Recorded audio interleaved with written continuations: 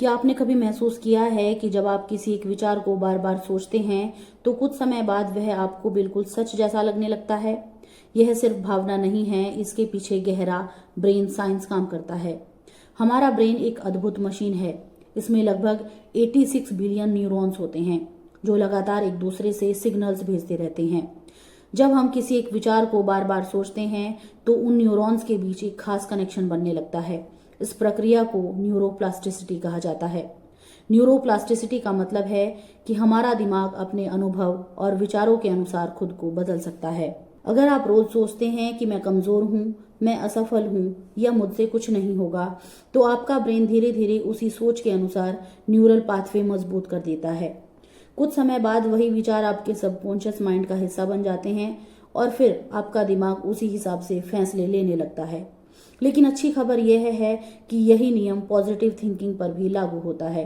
अगर कोई व्यक्ति रोज अपने मन में ये विचार दोहराता है कि मैं सक्षम हूँ, मैं सीख सकता हूँ, मेरी जिंदगी बेहतर हो रही है, तो उसके ब्रेन सर्किट्स भी उसी दिशा में मजबूत होने लगते हैं।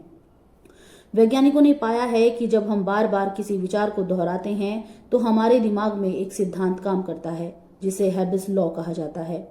इसका सरल मतलब है neurons that fire together wire together, यानी जो न्यूरॉन साथ साथ सक्रिय होते हैं वे आपस में मजबूत कनेक्शन बना लेते हैं।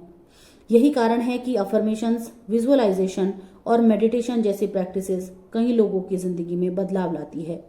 जब आप रोज कुछ मिनटों के लिए अपने लक्ष्य की कल्पना करते हैं तो आपका ब्रेन उसे एक तरह से रियल एक्सपीरियंस की तरह समझने लगता है।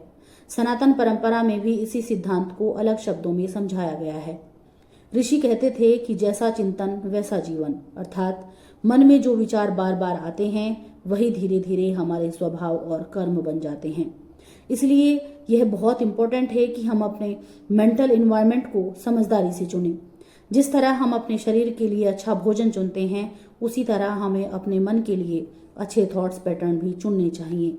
जब भी कोई नकारात्मक विचार बार बार आने लगे तो उसे रोकने की कोशिश मत कीजिए, बस उसे पहचानिए और धीरे धीरे उसकी जगह एक बेहतर विचार रखिए।